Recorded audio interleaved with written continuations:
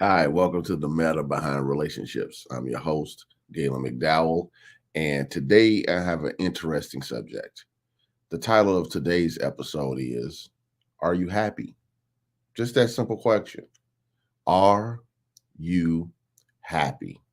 You know, when you're talking to people in the work that I've been doing for many years as in ministry, as a teacher, as a counselor, as a coach, sooner or later you bump across issues that people have in general with happiness. For some reason, people can have many things and still not be happy. All the things they say they want and they aren't happy. Or the relationship is not the way they want it to be, so they're not happy. Or the work or the job or the career or the business isn't the way they want it to be, so they're not happy. So today we're going to drill down on, are you happy? What it means to be happy and what it means to be happy within the context of a relationship. So as always, when I have these conversations, I bring on the creator and CEO, founder of the 5S for Love platform, Christine Burkett. Christine, how you doing? Gaylon, I'm going to say, I love all your shows, right? I think this one is so badly needed. I really do. I just, what everything you said is why we need to have this conversation. Because me, I'm happy regardless. All Like, right. that's what's happening. I'm in my space. I'm not going to say I'm not human and things don't impact me, but I'm happy, period. So I think the first thing, like for me, I'm always asking these defining questions. Like, what is happiness? All right. So there's the Webster Dictionary definition, which Mhm. I'm not going to use. I'm going to get down to brass tacks of how it lands with us. Right. Uh, Not something I created. I borrowed from Tony Robbins, who I'm sure borrowed from somebody who borrowed from somebody. Happiness is your perception of your life, whatever that area is, in relation to Mhm. where you think it should be. So Hmm. if I believe I should be here, let me get on the Right. screen, but I'm here, Right. happiness is how close are they together normally. All right. Mhm. Okay. I'm talking about in general. So Right. a person can say, well, my relationship should be here, but it's over here. Right. The closer it gets to here, the happier I am. Or the closer the career is to where I think it should be, the happier I am. Or the money, or the Right. whatever. All right. Now that's a level. I think that's the baseline level. But then I teach, because I am a metaphysical thinker and teacher, Mhm. happiness is also a choice, that people get to choose the feeling, the emotion, and even beyond the emotion, the state of being of happiness. And what I mean by that Right. is this: regardless of what's happening around you, you can choose your own state. Now, Right. that requires a level of mastery, It does. but because what will end up happening is, when your life isn't where you think it should be, you have a few choices. One, you can decide to do something about it. That's the first thing. What do I need Right. to do to get closer to my ideal? Two, I can accept it and stop complaining. 3, which I highly recommend, even if you take action or not, but I just recommend it, is change the meaning. All right. Yep. So I get to decide what this means to me. This is devastating. Is it? This is horrible. Is it? Now, people can say that's, putting your head in the hole like an ostrich. That's not what I'm saying. I'm not saying ignore breakdowns or don't take action. Right. What I'm saying is the attitude in which you take action matters, because as I teach people, you are a mental field that is always radiating and Mm-hmm. attracting. All right. So if what you are radiating, your mental dominant states of mind are Mm-hmm. always seeking vibrational correspondence and agreement. And Right. that which is in alignment with where you are mentally. And when I say mentally, I mean thoughts, feelings, and beliefs. That's what you produce and attract to your experience. Mm-hmm. So it's important to be happy in spite of. I like what you just said, in spite of, and that you reference is a mental state of being. I think that sometimes people don't understand the control that they have over their environment, and it all starts right here. Yeah. Yeah. You Now, I'm know, not telling people to be in relationships that don't work or be in business situations that don't work. But here's the thing, there's always something. So you need mm-hmm. to be able to evaluate Yep. and pay attention to your intuition, because I believe that that's our God given wisdom to navigate life to when it's time to stay, when it's time to take action, and when it's time to go. But if you're not in tune with yourself, you won't know which step to do when it's time to do it. That's the thing that I think overall people are missing. You have to know yourself. There's no way that you can assess a situation and evaluate where you fit within that situation unless you're really confident about who you are. And that means the good, the bad, the ugly. It's, knowing yourself doesn't, not saying that you're perfect. I'm not perfect. I'm just uniquely Christine, and I know my pros and cons, and I know what my triggers are. I know the things that I may not be. I'm not a very emotional person. So I know I have to have some sort of, I don't know, fail safe when I'm making a decision to check that emotional box. That may be me picking up the phone. And a lot of times that's you, Galen, because I'm very logical in my approach, very logical.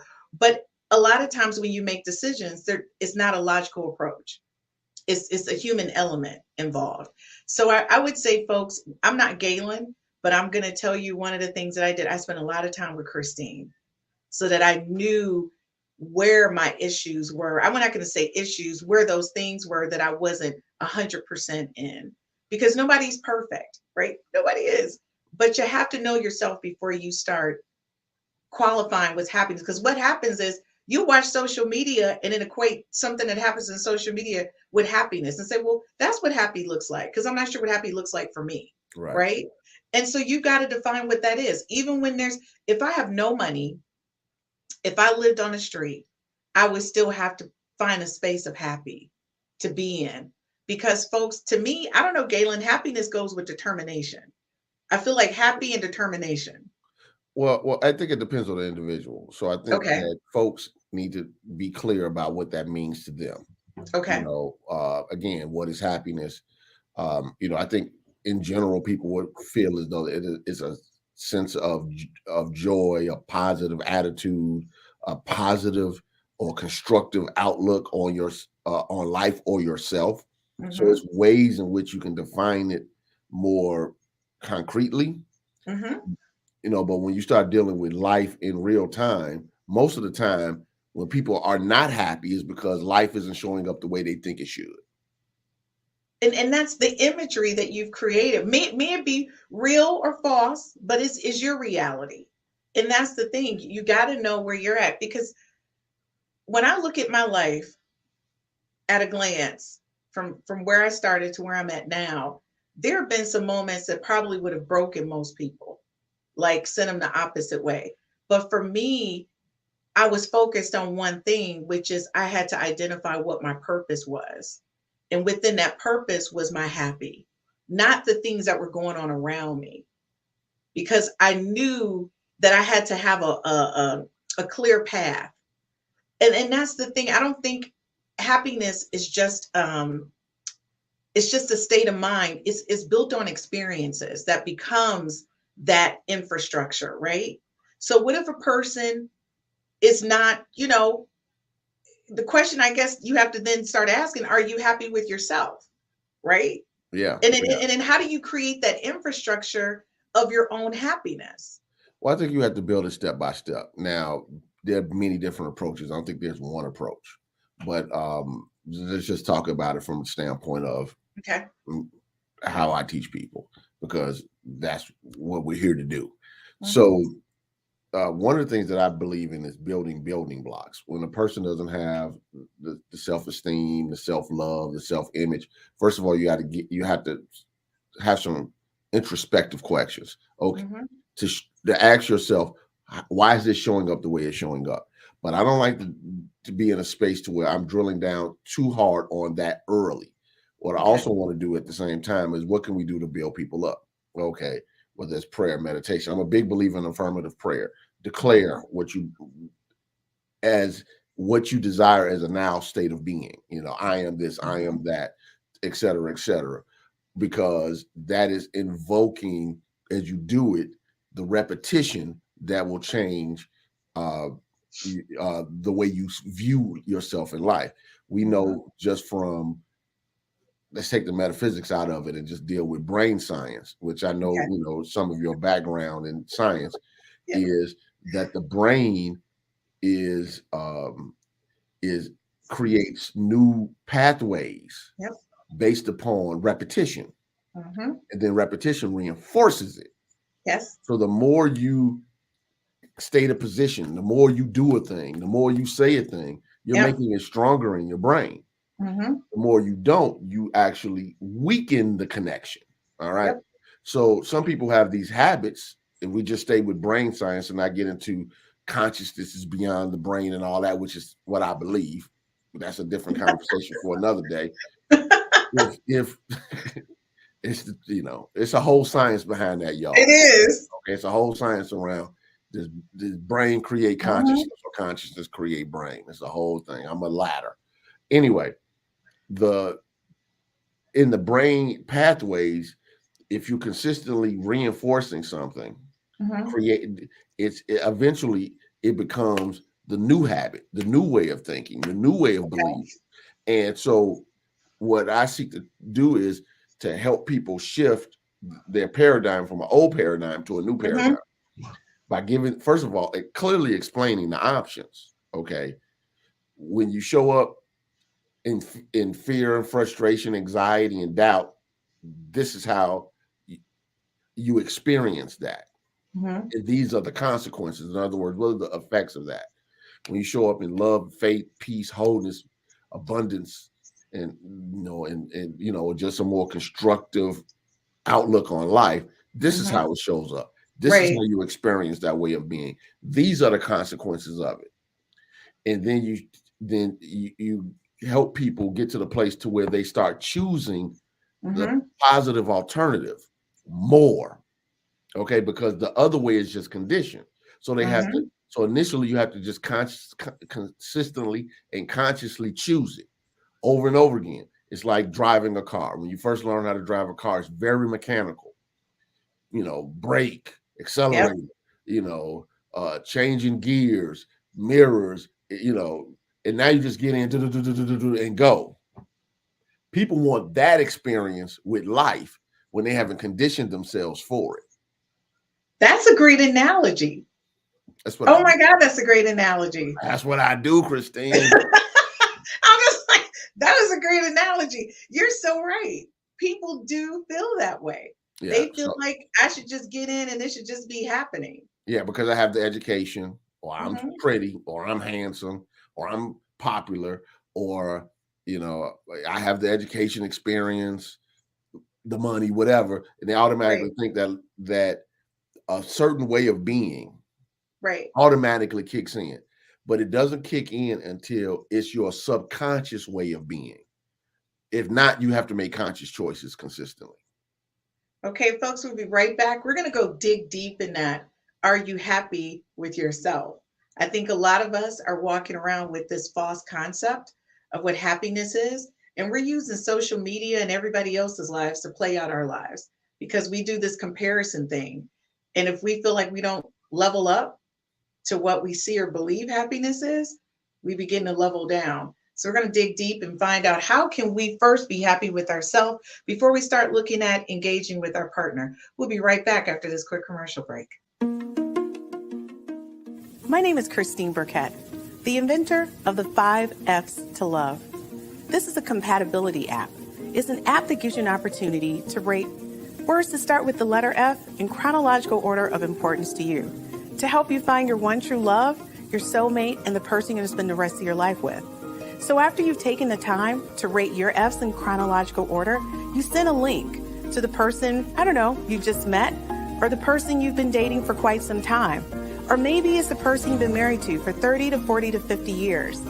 And then you compare your top 5 F's to find out what things you have in common and things that you may perhaps need to work on. This is taking a simplistic perspective on how to find your one true love, your soulmate, the person you're going to spend the rest of your life with. And thank you for downloading the 5 F's app.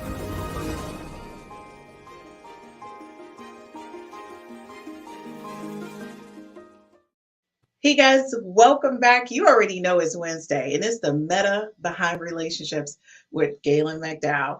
Gaylon, this conversation today with everyone, we have more people working with therapists, more people speaking with people like you who are experts in relationships and just getting your life together. I consider you like a life coach, not just a relationship person. You're like a life coach person. But it's so many people seeking out experts in those fields because right now people are really lost as to who they are, what they want, and what it should look like. And to me, I'm a little bit confused because I make the plan. It's a plan involved, and I go after. But I've realized that a lot of people are not like that. And I don't know if it's about selfish choices or not being sure about who you are. So right now, understanding that, are you thinking more people are not happy with themselves or they're not sure about what happiness looks like? So therefore, they're just kind of trying to find it. I think it's a mixture of a few things. One, people are exposed to more information.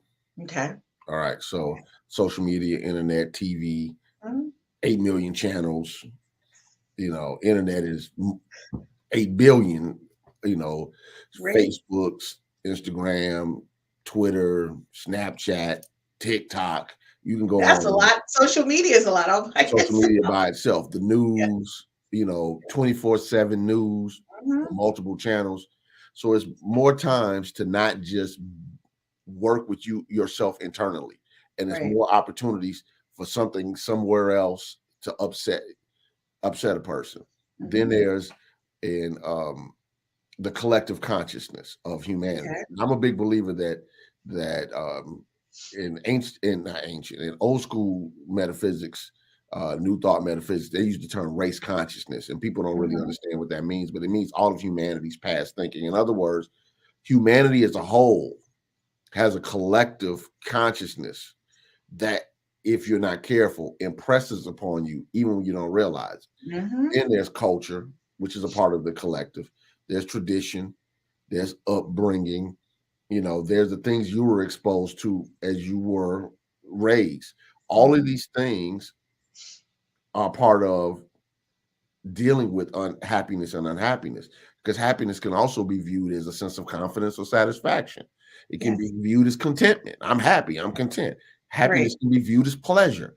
Mhm. It's many ways in which you can look at the word happiness.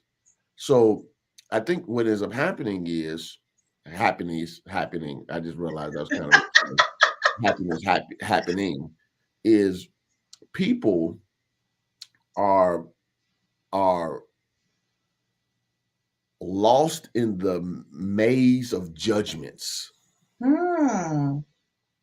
Okay. I like Judgments that. on themselves, judgments on others, judgment on again where they think life should be for themselves versus where it Mhm, is, and then life in general should be mhm. versus where it is, all the way up to their concept of God, all the way Yes. there. So when you're lost in the maze, and think about a maze, just trying to Mhm. figure out how to get out. What's the right step versus the wrong step? Right. This could be devastating. This couldn't be. What should I do versus that?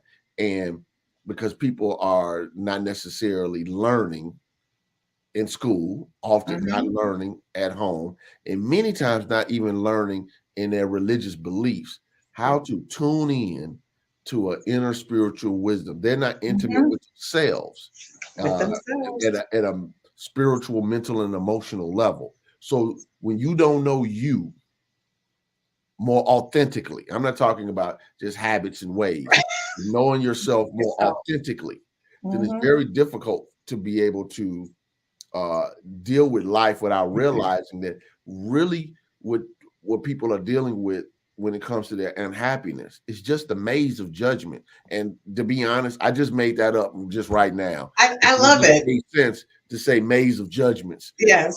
versus some abstract metaphysical term somebody has to look up. You know, one of the things I love in the book, of Course in Miracles, it says, "I'm never upset for the reason I think." And I often say that because often we're unhappy. Yep. It's not for the reason we think. Mm-mm. We're frustrated, but it's Mhm. not for the reason we think. We're angry, and it's Yes. not for the reason we think. Now, I'm not telling people that they're never going to get angry, never going to get sad, and whatever. And I'm not basing any judgments on people's anger, frustration, or judgment. Yep. Uh, because that becomes its own judgment in and of itself. Well, I should have Oh, never got yeah. angry. Okay. Anger can be good when you see an injustice happening because it'll Mhm. motivate you to do something. Anger turns into something improper when it is destructive and uncontrolled, for instance. Mhm. All right. So, you know, you're supposed to have, you know, if not, you're just walking around like an android. Exactly. Exactly. That's so, we had this conversation. Well, a couple things, folks, before we even go further. If you missed last week's replay of I Meet No One But Me, I suggest you watch that because as we transition into Are You Happy with Your Partner? You might want to watch that first and then listen to this second segment of Are You Happy with Your Partner? Okay, so that's that one. But the other thing is, so last night on Real Talk with the Ladies, we talked about evaluating people and making a decision whether or not they stay or go in your life. Mhm. And one of the things that I think I wanted to embark upon the ladies is that one, I said you have to know who you are before you start evaluating others, because sometimes your influences are supporting that type of relationship unknowingly sometimes. Mhm. And it becomes a thing. But the other thing is that I'm not impacted by what other people think or feel about me. I'm just not. And that doesn't make me arrogant. That doesn't make me, a know-it-all. I know Christine. So the thing is that your feedback to me, if you're not in my inner circle, and that's what I mean, people who are not in my inner circle, I care about what my inner circle because they know me. They're going to say things to me, maybe good, bad, or ugly. They're going to tell me what it is. But people outside of that inner circle, they're going to say things from their perspective. And it could be because you're not like them. And that makes them angry or upset. So they're going to say things. So people need to understand sometimes when you're in the space and you're asking or giving people the concept or idea that you care about what they think, that embarks upon your space of just being happy. Folks, you got to be sure about who you are for real. Because especially when you're looking at business relationships and personal relationships, what if a person constantly said negative things to you? Is that going to change how you think about yourself? Is it? Yeah. Yeah. Yeah. I think I agree with what you say with one caveat. Yes. Okay. The caveat is if certain things keep happening in your space, you're the Hmm. common denominator. Evaluating yourself. So you know, Hmm. feedback is feedback. Hmm. So if feedback consistently keeps coming to a person, whether it's in a circle or not, Yep. and that's why I'm saying this is my caveat. Then I have to evaluate again, because I meet no one but me. Yep. Why is this consistently happening? And what could end up potentially happening in that situation and circumstance is, especially when it comes to evaluating whether a person should be in your space or not. And I'm not here to say what a person should or shouldn't do as far as that's concerned, but I do always like to at least pause and stop people to say, okay, how have I helped create the situation? Yep. Okay. Because nobody likes to own that part. And sometimes that creates uncomfortable conversations with people that I care about. When they come to me, of course, I'm gonna be the soft landing first. Show up as love first. And then you go in. Right. Why? Because this type of teaching of universal laws and principles can unintentionally come across dry and cold, because it's a universal law. So I'm a big believer, like Jesus, lead with love. Okay. Now, once we get past the lead with love and we deal with the initial need, now, what do we need to do to address the situations around the breakdowns of how you help create this? Well, I didn't do anything. Okay. And then you start asking harder questions, including, did you pay attention to your intuition? What was it saying about this person, about this situation, about this circumstance? Were you getting some internal energy or thoughts about, hey, not this person? Were you getting any uneasy feelings, energy in your body? Were you not paying attention or choosing not to pay attention to the red flags or even yellow flags? Yellow flag is pause. I don't mean stop, but pause. Pause. Okay. And pay attention. All right. Slow down. When we see the yellow light, for some people, that means go faster, but it actually means slow down. Slow down. Because the stop is about to happen. Exactly. Okay. So people don't pay attention to yellow. They drive through it. And then they drive through the red. So they're not paying attention how some of the things they're doing and not doing, and sometimes the beliefs that they have and what they say and what they don't say, all are part of the matrix of creating a situation. Okay. I like what you said about the yellow and then the red, and that people understanding contextually when you're getting that feedback, especially like what you said, when it's coming from different people and it's the same thing.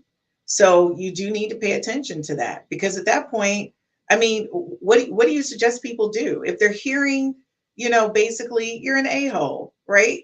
And it's coming from 10 different people, you're an a-hole. You need to really, it's a difference between being arrogant and confident and being an a-hole. I think people need to understand that too. No, that's true. What I would say is simply this. It's how you're showing up, getting you the results that you desire. Okay. So everything has everything that you do should have some level of purpose. Right. Okay? So it's not, I'm just the way I am. No. Because we know how to code switch when it's time for certain things around certain circumstances. People who don't know how to code switch create problems. Yes. Okay. Police pull you over. What's the problem, officer? Where's the ID? You got to code switch. All right. Exactly. Okay. You show up at work. You got to know how to code switch. You got a business deal on the table. Money's on the table. You got to know how to code switch. You don't talk to the potential a business partner like you would do with your boyfriend, your girlfriend, your homies, your family, your brothers and sisters. It's a code switch. People don't know how to code switch and often end up in places where they keep you locked up. So it's important to know when you say, okay, well, what do you tell people to do? Okay, ask yourself the basic question. I'm not making this right or wrong, good or bad. What I am saying is, will this get me the results? If this way of being, this position, this way of talking, this way of showing up, will it get me the results that I desire? Are they getting me the result? Because here's the thing. If happiness is the goal, and that's not the goal for everybody. It's not. Let's be clear, okay? If happiness is the goal and a person keeps showing up in a way that's disruptive to happiness, then they need to evaluate themselves. Like, you've heard me say this before. I call it the Godzilla effect. where when you watch the old Godzilla movies, Godzilla would walk down the street and everything would be fine, but Godzilla would be wagging her tail, knocking the buildings Ripping out it up. behind her. Yeah. Often people show up, they're very unconscious, and they're focused on what they want, and they don't realize the destruction that they've left behind. Yep. So part of not being really truly happy, satisfied, at peace with themselves literally creates this destructive energy that harms themselves and other people. But it's hard to see how you're harming other people when you won't even be authentic with yourself. With yourself, which lends to my next question. If you're not happy with yourself, are you happy with your partner or potential partner? I think it's hard to be because of projection. People have the habit of subconsciously projecting their life on the other people. When I say their life, I mean their opinions, their beliefs, their dominant ways of thinking onto other people, but they don't see it. It's sort of like Emmett Fox tells a story about in the Wild Wild West when the movie projector first came. They would have these movie projections. They project the movies onto the side of the barn. And when the bad guys would start beating up the good guys, the cowboys would pull out and start shooting the screen. Yes. Now, we know that no matter how hard they shoot at the screen or the barn, it's not going to change. It's not going to change. Because it's the projector. All right. So it's hard to be happy with your partner when the projector is projecting life a certain way to you. Okay. Now, if you're not happy with your partner, this is where communication comes into play. First of all, again, do your own prayer work, your own meditation work, your own study, your own contemplation, your own therapy, whatever you got to do to get yourself where you need to be mentally or trending that way, because there's no such thing as done. I don't like people even to think there's a such thing as done. Then how do you need to communicate with your partner to be able to address breakdowns? Because in relationships, there are legitimate breakdowns. There are. Okay. Now that you've addressed the breakdown, can the partner sometimes the partner say, well, I can't do that. Then you have a choice to make. Right. Okay. Is being in this relationship worth it if I need this? At what level do I need this to feel as though I am satisfied and feeling as though my needs are met in a relationship? In other words, don't be a martyr in your own relationship. Don't be a martyr. Okay. At the same time, a person can say, yes, I didn't see that. Now do I see it? What boundaries need to be put in place? What agreements need to be put in place to make sure that those needs are being met? There's some integrity in the relationship. So there are a lot of factors, but it always goes back to knowing what you want, knowing what matters to you, because all of those things are different for different people. And if you don't know what you need in a relationship based upon your own individual perceptions and beliefs, it is very difficult to for a person to meet needs that are not communicated, unstated, and unknown. Uncommunicated, unstated, and unknown. Well, folks, we're going to quick commercial break. And the question is, if you can't be happy with the partner or potential partner, can you be happy without one? We're going to find out when we get back. Because some of y'all, you might want to answer the latter part. Can you be happy without them? We'll be right back.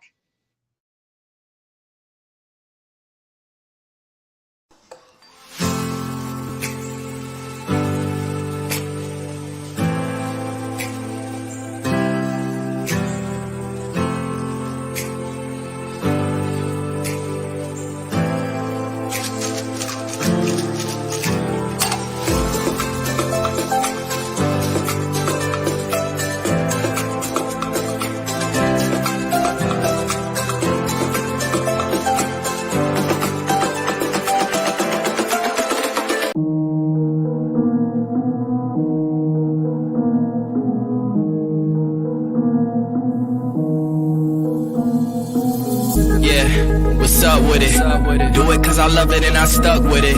We ain't with the subbing in the cut with it. Please none of the talks, I heard enough of it. Like, what you gonna do? Where you at? Who you with? You ain't really about this, don't talk about it. Really on the move, on the map, never slip. Keep your hands to your lips, don't talk about it.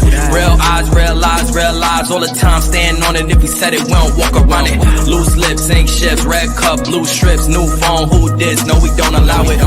Really on go, I don't know what's an off day. Now we on road, came from smoking in the hallway. Now we got shows, boys feeling like Broadway. Always look both ways, even on a crossway. Driving down Cross Bay, out town Barclays. Really on big things, came up a small way. Championship rings, baby, that's a ball game. Oh, she want a little bag, baby, that's small change. Yeah, that money talk. If we ain't cool, then cut me off. No breaking news, don't run your mouth. Thought it was the plug, now he running off. Thought it was a plug, now he running off. What you gonna do? Where you at? Who you with? You ain't really about this, don't talk about it. Really on the move, on the map, never slip. Keep your hands to your lips, don't talk about it. Real eyes, real lies all the time. Stand on. Hey guys, welcome back. This is a pre-recorded show. So I do want to let you guys know, although it's pre-recorded, it's live today. And we're going on spring break. So if you didn't watch last night, and if you didn't watch Monday night, the entire cast is going on spring break for the month of April. We're going to be enjoying a little spring break time, but we'll be back live the first week in May. So Gaylon, I'm going to tell you, this is the conversation. I wish I could just put you in a genie in a bottle and just take me with me sometimes, because this was the conversation about whether or not you can even be happy in a relationship or without that relationship, without that partner is what I'm saying. Mm-hmm. So are you happy with your partner, without your partner? Because people are now, the rate of divorce is ridiculous. It's just unreal. But also people are getting married at the same time. So it's like, and I want to say the rate of divorce and the rate of marriage is not equal, but I am happy. People are getting married, but I'm also concerned people are getting divorced. But Gaylon, this is the kicker. It's folks in their late 40s, late 50s, late 60s doing it. Mm-hmm. It's not, that's the part that I'm kind of like, so Gaylon, here you go. That's why we had to do a quick commercial break, because we need all this time, honey. All of it. I don't even know what to say, because a lot of people are choosing to be without their partner. Well, I think that, first of all, can you be happy without a partner? Yes. So let's get that out of the way. Do you want a partner is a different question. All right. Can you be happy without a partner? Yes, because happiness is a choice. Happiness is a state of being. It is. Happiness is a way of looking at life. So yes, you can be happy, and you have to know you. And what I mean by that is this. Some people say they want things that they really don't want. Cohabitating with another human being is more than a notion. And sometimes people say they want a particular thing, but what does that look like for you? Especially as people age and they become more settled in life, and they have their home a certain way, their life, their time management a certain kind of way. This is what I do. This is how I show up. This is Gaylon, let's keep it real. Your dishes is on the shelf you want it on. Yeah. Your toothbrush is to the right and not to the left. And then he come along, or Portuguese come along, and now everything on the wrong shelf. The spoons are somewhere else, and now you're mad about it. Morning people, evening people. You like this show versus that show. That show. It can be you like them, but different religious beliefs, particular different political beliefs. It's all there's so many factors in play. So the question comes into play is, do you want a relationship, and what does that look like for you in the context of compromise without martyrdom? Right. So people say they want a thing, but they don't want to do anything to attain it. Right. And often they don't want to get better for the situation. In other words, especially around a lot of dating situations, people just have to love me the way I am. Look, God loves you the way you are. I don't have to do anything. Okay. Now I know that might sound mean-spirited from a minister, but understand what I mean by it. Exactly. everybody has a choice about what they like and what they don't like. Mhm. And like I said before about code switching, this is more than just code switch. This is do I have a personality? Mhm. Do I have habits? Right. Do I have a life structure Mhm. that is conducive, that is in alignment with what I say I desire? Mhm. This is why, sometimes, relationship experts are sometimes considered mean spirited. You can go from the range of the Kevin Samuels to other people, Exactly. everything in between. Because at times people will show up with their delusion.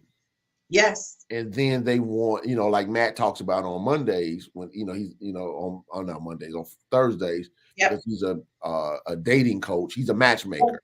Mhm. And he talks about sometimes the delusional conversations he has with people, Yeah. like in real time. Okay. Real time.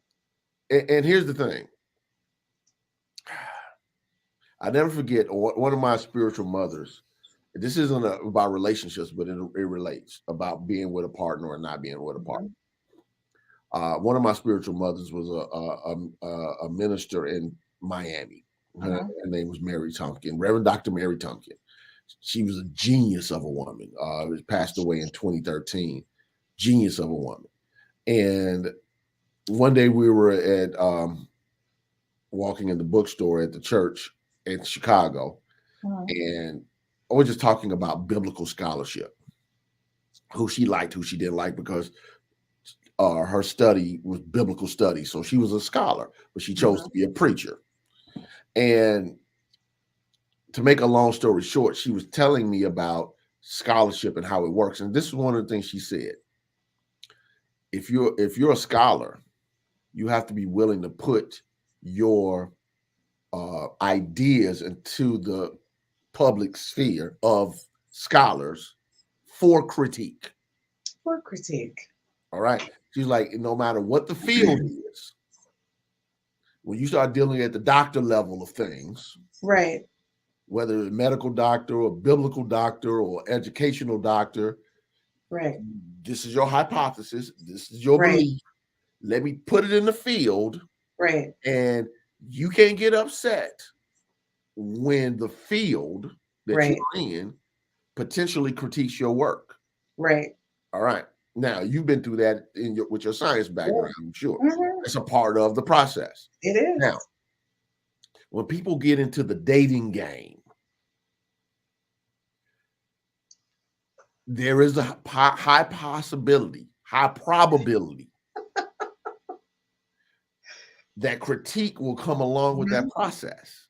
100%. Okay. So, what you think is an asset might not be an asset for somebody that you're looking at, okay, etc. You might love your 4 children, but that man or woman might not want to date somebody with 4 children. 4 kids. Okay. So, your over reliance on friends and family and other things, and no time and energy for your significant other might work in certain situations, might not work with a partner. Yep. Right. A person who might be a workaholic works well in the business field, but if you're always coming home exceptionally late, and when you're home, you're not home because your mind is on work, that doesn't necessarily work with being with a partner. So, are you happy without a partner? The question is, do you have a lifestyle that has room for a partner? Because you don't have to have a partner. Right. Okay. But if you do, then you need to make those modifications. Yeah. For what it is you say you want. And if not, it's okay to not have a partner and just enjoy your life.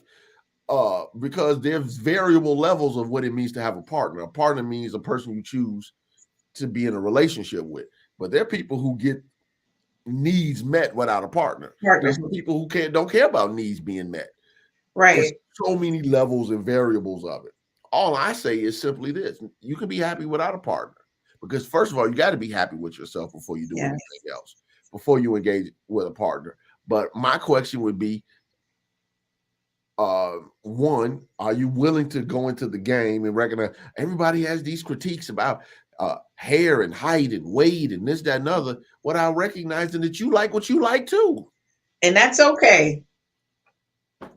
And the big picture in that, because I'm out here in the dating game, is that just because I'm attracted to a certain type doesn't mean that one particular person, because he is my type, is attracted to me. Yeah. And I think people need to understand it, but it goes back to that whole thing of, like you said, you get in a car, you just want to drive it and you just assume. No. And even when you talk about the laws of attraction, you did a whole, conversation on the laws of attraction. Folks, laws of attraction, the contributing factor to this whole thing is they have to be attracted to you.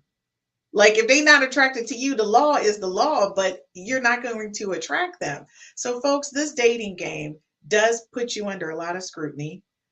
People, and you got to have tough skin out here. You really do. I take everything as a network opportunity before I even think about it as a relationship. I kind of get a feel for who you are. I don't automatically going out in my mind.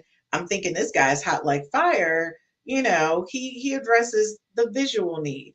But then that intellectual thing, if it's not met, then you're dismissed, right? And it doesn't make it a bad thing. That's just what's important to me. You got to be more than eye candy.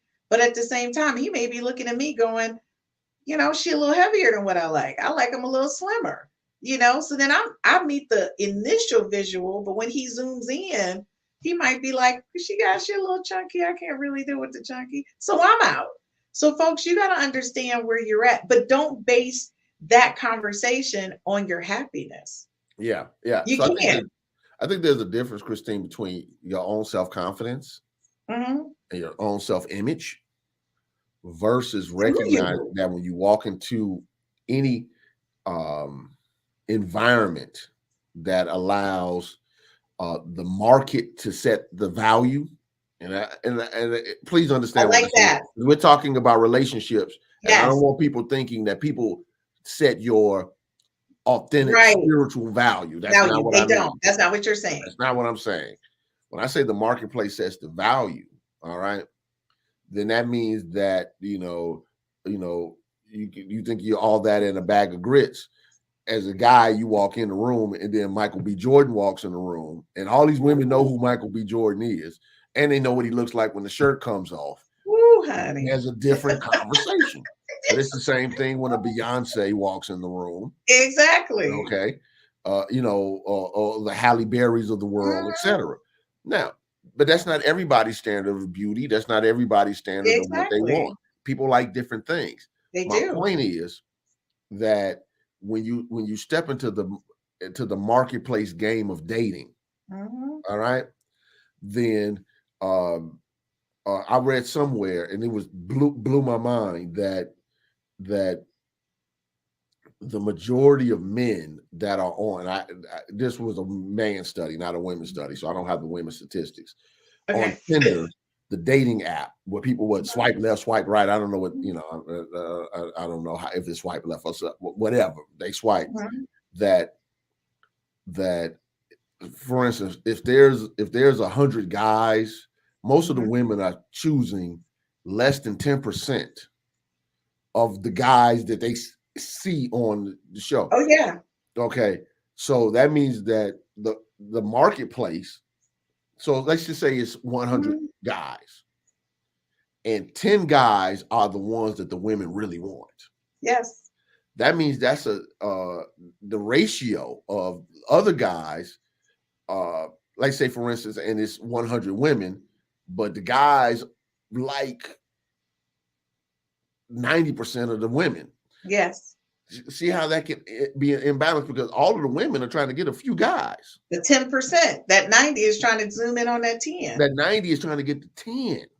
Okay, which leaves a lot of these guys out in positions where they want a partner, where they want to date, where they want to, but they're not viewed as desirable because in the marketplace. They're not tall enough. They're not attractive enough. They're not, they look like a nerd or whatever. I don't know but here's the thing. What ends up happening is, if there's a competition for those 10 guys out of 100, right, then more than likely, many of those guys are going to have more than one. Exactly. And that's how you become number 20 out of 20. You number 20 out of 20, Yeah. ladies. So what Gaylon is basically saying, folks, in the dating game, the market is set, and that's 100%. And a lot of times it's not a fair market, but it is the market, right? So you have to reassess whether you're gonna stick in with that 10 or you're gonna look at that 90 that's sitting, or that 90% that's sitting over there, ain't nobody paying attention to. It may be a little diamond in the rough over there. You don't know. You need to focus in on that 90. And ladies, the 90% focusing on that 10%, honey, listen, if it's about happiness and you're looking for that partner, just get ready. You're number 20 because he got 20 choices. And So it may take him a minute. Yeah. And this is why, and also understand what you bring to the market. Yeah. You know, because what you think you bring to the market might not be at the level of value. You know, sometimes men and women can overvalue, for instance, their sexual prowess. But from a man's perspective, that don't mean as much as women think it does. I just want to say, I like in Harlem Nights, yeah. Sunshine. Yes. But you know what? Men have put that mindset into certain women. Not me. I've always seen myself as a smart person, but and I always say it's like, you know, it's overvalued. It's overvalued because the thing about it is, I can get him, I can do whatever, etc. Nah, it'll work on some guys, but the majority no. And if a guy got any level of swagger, it's not pretty much going to work at all. It's not. And you know, going back to what you said about Kevin Samuels, a lot of women had issues with him. And I'll be honest, I didn't have issues with Kevin Samuels. I think what he said a lot of times was very direct. And it was some truth in it. I think sometimes he made some unfair, how can I say? Yeah, he did. But overall, a lot of what he said has some truth to it. So to me, I always tell people, you listen to what people say and you take away the things that kind of impact you, or I always say people on my road of success, like that's my journey. And so I listened to Kevin Samuels because when I looked at that, he was talking to women like me who are highly educated, financially we're in a good position, but we still have no spouse, right? No potential mates. But I want to be clear, I got a slew of potential mates. It's me. I'm the handicap in this conversation. I just want to be clear. I mean, don't worry with me. I'm the handicap in this situation because for me, I know what I want, and I'm hoping to meet that person. And I need somebody, honestly, who's bigger than me. I need somebody who's bigger than me because when you're an intellectually above average person and how you think, the average person doesn't stimulate me. You may stimulate me for a short period of time, but I need a guy who's intellectually sound. That's what does it for me.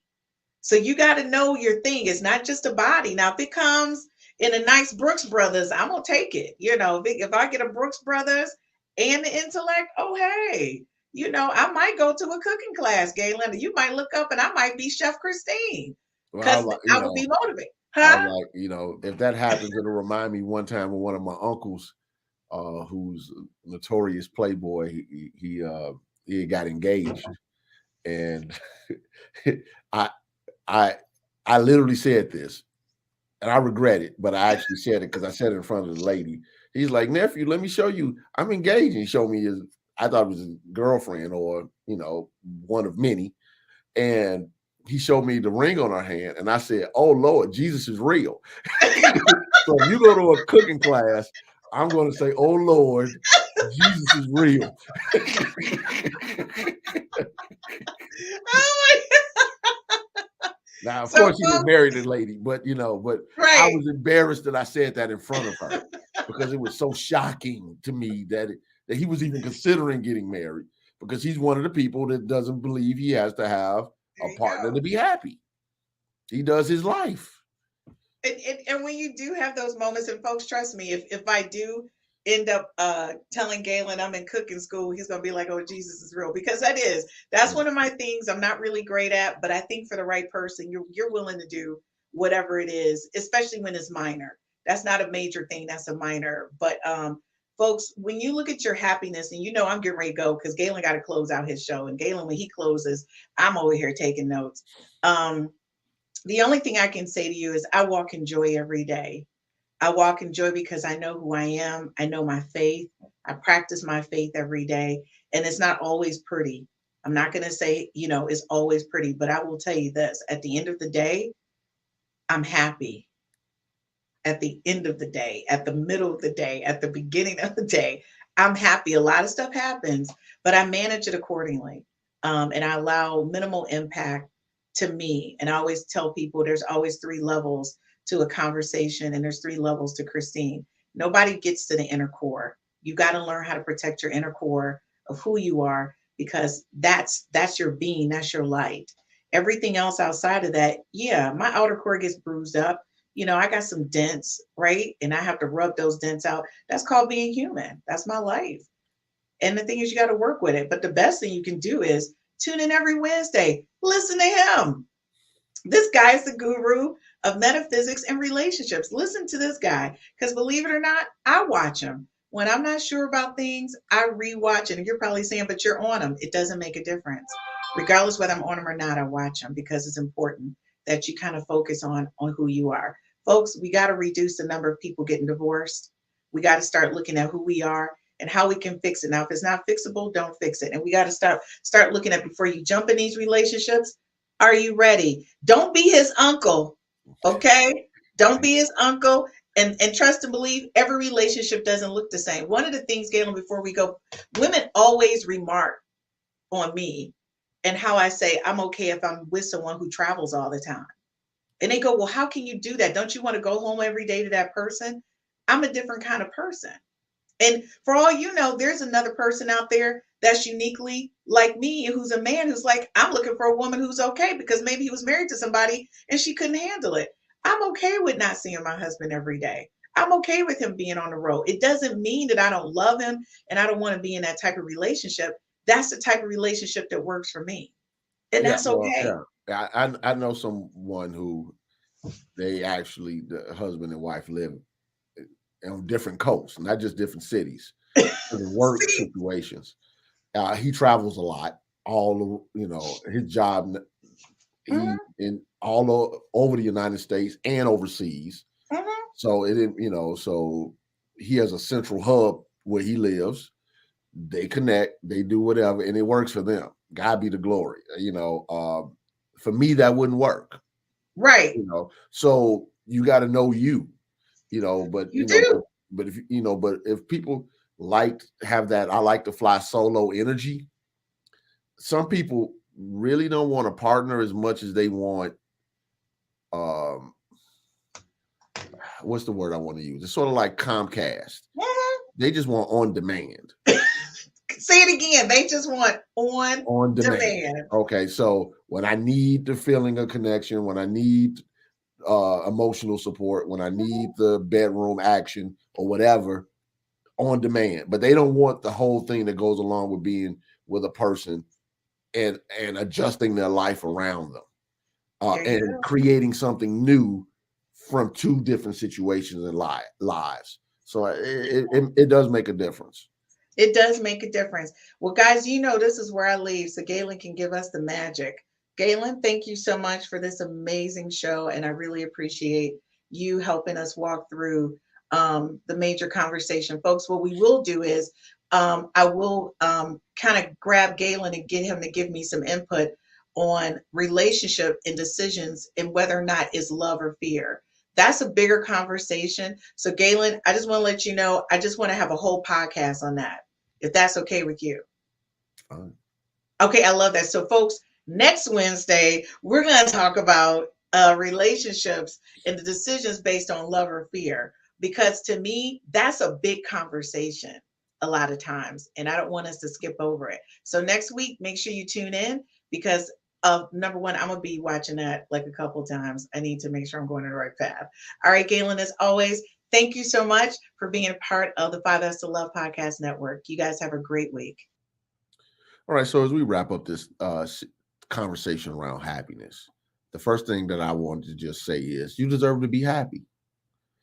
You deserve to be happy because you showed up. One of the things that I believe is something that we often say in the ministry organization that I work in and ordained in, the Universal Foundation for Better Living. And we say we believe that it's God's will that every individual on the face of this earth should live a healthy, happy, and prosperous life. And the reason why we say that is simply this. We believe that there's a divine intention that seeks to express through individuals, the creator through the created, as what we would call the attributes of good. And one of those attributes is happiness. Okay, that sense of satisfaction, completeness, fulfillment. So if you're working in life and you're like, okay, I don't never feel a sense of joy, fulfillment, and satisfaction, you need to take a step back and start asking yourself some of these harder questions. And why you aren't showing up in the context of relationships, especially, as happy. All right. Now, some things are breakdowns that need to become breakthroughs. Some things need to be addressed that haven't been addressed. Some things need to be left alone. And sometimes some people need to be left alone because it's interfering with your sense of well-being. All right. And you don't have to be a martyr like, okay, because this person's my family, or I grew up with this person, or, whatever, you decide that your happiness is not a priority. Don't die on the hill of making your needs less important than someone else's. Focus on you. Now, in the context of spiritual partnership, I have a couple of things. Gary Zukav wrote a book called Spiritual Partnership, which I really like. I'm a big Gary Zukav fan. Because I just, spiritually, I just think he's an authentic person. I've been in his space before. He doesn't know me. I've been in this space before at a conference, and energetically, I felt an alignment. So that really worked for me. Secondly, I think it's important to watch a video. It's a video that I really like. And the name of the video, let me make sure I have this right. I read it right. It's Reverend Derek B. Wells, Sunday service. What's love got to do with it? Radical Self-Love. It's a long title. Radical Self-Love is from 2/12/2023. It was just last month. Reverend Derek, go to YouTube, Reverend Derek B. Wells, Sunday service, What's Love Got to Do with It? Radical Self-Love, February 12th, 2023. Because until there's a certain level of radical self-love, it's hard to have radical love for others. So remember, there's something radically right about you. You got to learn it, discover it, uncover it, release it, and learn to love yourself so you're encountering life from that perspective of wholeness versus from a perspective of being fragmented because you've allowed life to pick at you so much that you no longer feel whole. If you want to be successful in life, you got to find your sense of wholeness. So with that, God bless you all. I appreciate your support. If you have questions, put them in the comment sections or reach out to Christine. She'll make sure that she gets in contact with me. Find me on Instagram. I'm on Twitter. I'm on Facebook under The Truth Transforms with Reverend Gaylon McDowell. So there's ways to find me if you have questions. I would love to hear from you. God bless.